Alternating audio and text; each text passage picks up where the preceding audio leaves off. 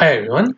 So today we're going to look at a very interesting game that was played by the famous Indian chess player Tanya Sukhdev against women international master in Reykjavik 2019. And the game started with d4, knight f6, c4, g6, knight c3, bishop g7. So as you can see, we are headed towards the King's Indian, and now we are reaching the Zamis system for white.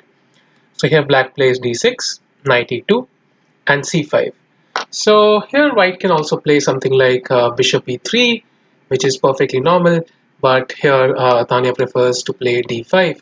Now after e6, knight g3, takes.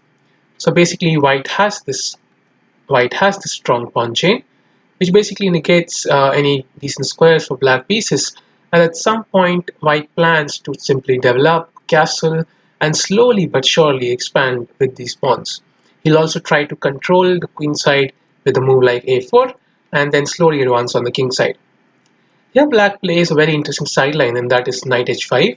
So basically, spoiling her pawn structure, but uh, getting some sort of immediate counterplay. Let's say, for example, the queen's diagonal is now free, and f5 immediately becomes a possibility. And after bishop e2, that is what black does with f5.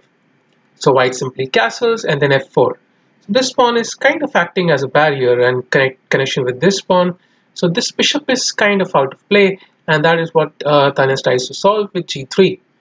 But black here goes wrong. She plays bishop h3. Something like just taking even would have been better. But bishop h3 and rook f2 and bishop d4. So now black probably expected white to defend with in some way, but white simply takes the pawn. And now if black takes, white takes the bishop, and even though white is in exchange down, this strong pawn chain gives white excellent chances for a winning advantage actually. And especially this bishop is not really that strong, and now queen d2, and then slowly but surely black is going to suffer in this game. And after this, black probably realized that she had underestimated the exchange sacrifice, so she simply sacrificed an exchange herself to open up white's king a little bit, but somehow this doesn't feel like it's enough. And after king h8, simply queen e1, preparing to take on the rook with the queen, and now knight d7 and then knight b5. So now the knight has gone to b5, is attacking d7, d6, it's also attacking the bishop. And after bishop takes b2, simply bishop f1 with a clever attack on the bishop as well as threatening bishop takes h3. And bishop takes a1 doesn't work because queen takes a1 is now check. So now black takes on f1, and because white is ahead in material, it makes sense for him to simplify as much as possible. So rook takes b2, bishop takes b5, and queen c3 check. White try to simplify even more. So black should exchange queens here. I mean, knight f6 only places the knight under a pin, and this cannot be good for black. So queen f6 takes, and just rook takes b5. So you can see white has a rook, and black in turn just has a knight, and he's an exchange down. So this should be completely winning for white. So black tries to defend with b6, a4. Rooks need open files, so white is trying to create one.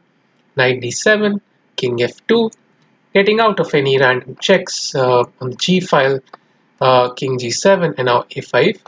So a takes b6 is a threat. After a6, white finishes off with a takes b6, because after a takes b5, the rook is hanging, and this doesn't mean much because after rook b8, the knight moves, and this is actually winning the knight. So something like knight c4, just rook takes b5, and with so many pawns and a rook against a knight, white is completely winning. This is an interesting game by Tanya Sukhdev, where she used this sideline to her advantage, spoiling black's pawn structure, and then slowly but surely consolidating, and then at some point breaking through with g3, and with this exchange sacrifice taking control of the center and simply having a completely winning game right out of the opening.